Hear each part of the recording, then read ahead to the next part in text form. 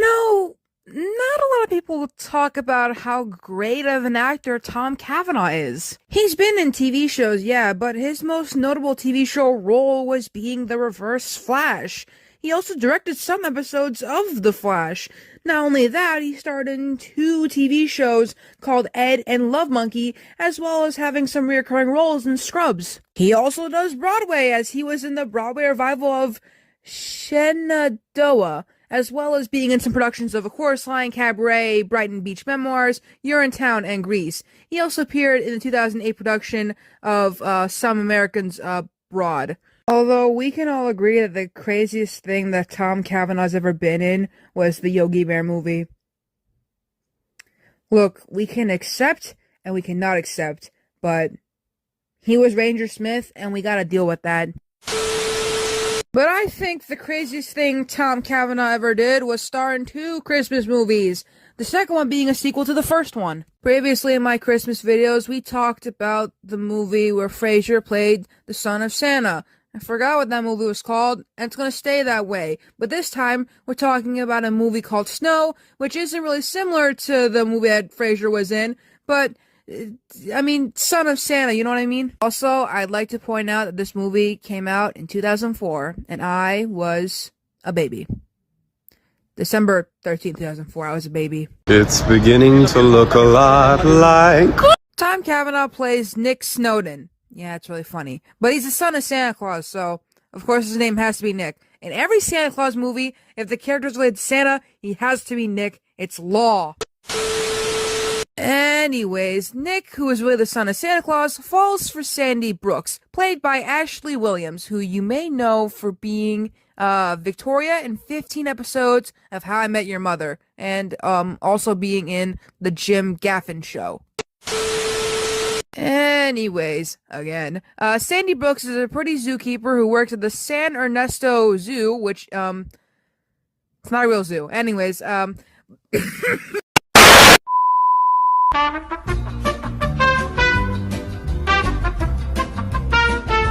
I apologize for that. I'm not sick. I have a cough and it'll go away one day. But, Nick has to go to the zoo because he needs to rescue, a reindeer named Buddy. He's a young reindeer, and he hasn't learned how to fly yet, so he needs Sandy's help to get Buddy out, so he follows her home. A typical normal thing to do in an ABC or Hallmark Christmas movie.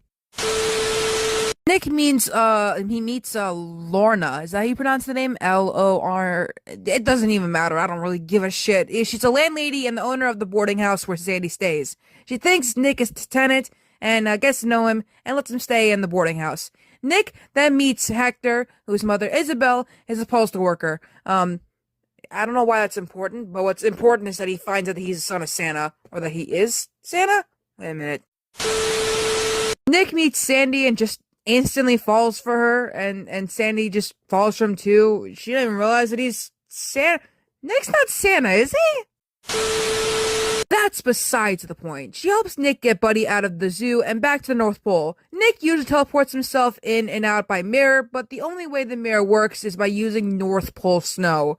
Buck Seeger, played by, Patrick Fabian. For those of you who don't know who Patrick Fabian is, he's Howard in Better Call Saul. I don't care about it! It's nothing to me! It's a bacterium! I travel the world you can't even imagine! You can't conceive of what I'm capable of! I'm so far beyond you! I'm like a god in human clothing! Lightning bolts shoot from my fingertips! Anyways, Buck Seeger is a hunter who works at the zoo and has a crush on Sandy, and he sees Nick as a rival because of course he does, and researches that Buddy's from the North Pole, and he plans to sell Buddy to a big game hunter. So Nick, Sandy, Hector, and Isabel chase Buck all over town and rescue Buddy and send him back to the North Pole. On Christmas, Nick has left Sandy a China doll in her bedroom, and she goes back to North Pole with him, and that's the end of the movie. Susan Stewart of TV Guide magazine gave the TV movie a 7 out of 10, writing that the film is merely cutesy, while Tom Cavanagh is seriously cute, which helps, as does a stable of amusing secondary characters, and a touching lack of sentimentality. I like to point out that Tom Cavanagh's got scary blue eyes, so whatever, teach their own.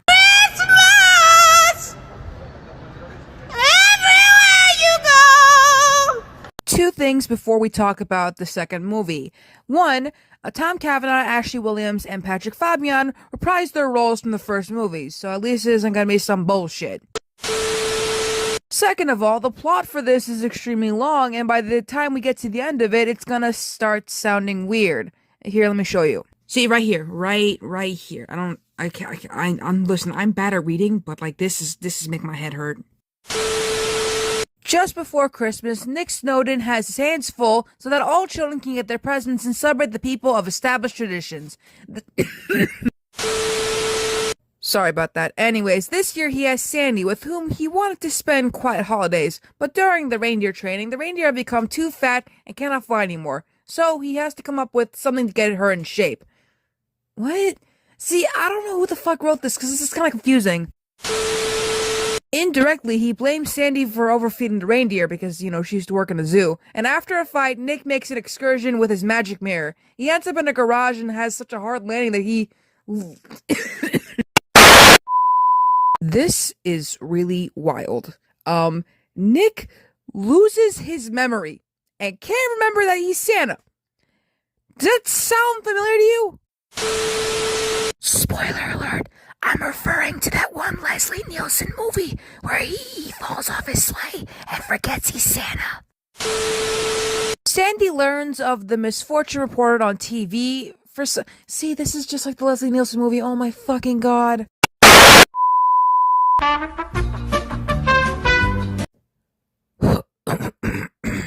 It's all good.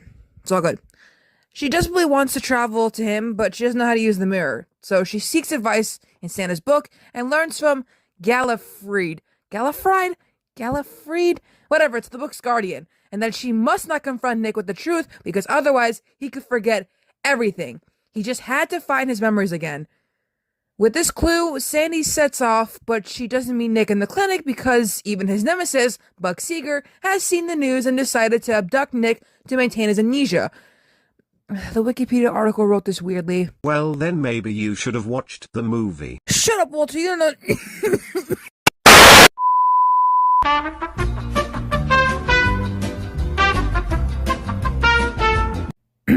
Sorry about that, guys.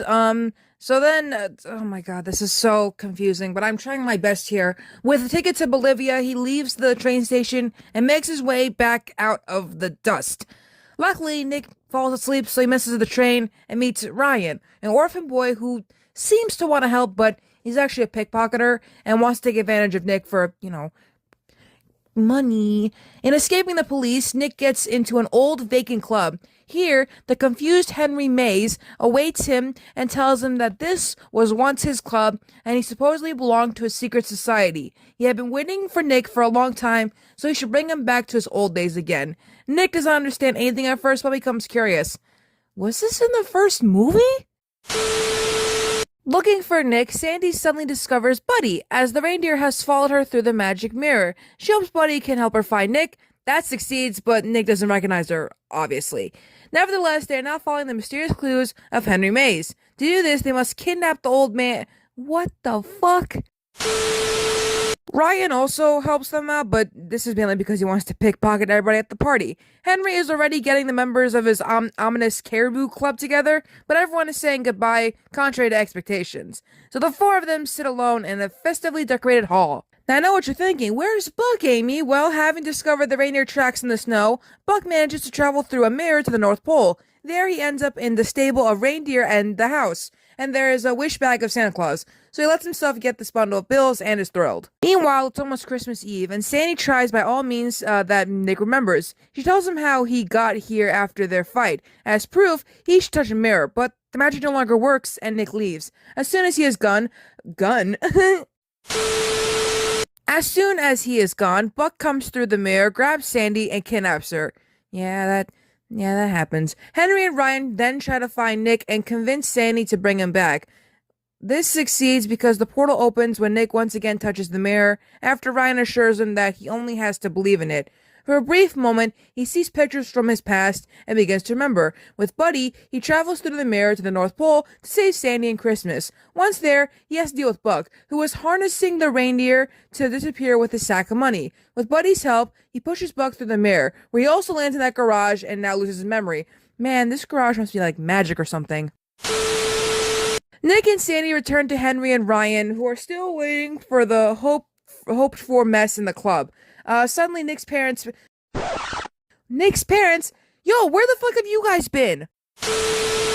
Apparently they come to celebrate Christmas in the club yearly, so, 10 out of 10. Anyways, everyone attends their best Christmas together, and Henry offers Ryan that he wants to take him. What the fuck is the Wikipedia article saying? All in all, I would recommend the first movie, but not the second movie. It sounds like butt cheeks. Christmas is coming, the goose is getting fat. Nice. Please do put the penny in the old man's hat. If you haven't got the penny, a halfpenny will do. If you haven't got a halfpenny, then God bless you. Good. Now, Scooter, you come in after my first line, and you two boys follow. Christmas is coming, the goose is getting fat. Please do put a penny in the old man's hat. If you haven't got a penny, a halfpenny will do. If you haven't got a penny,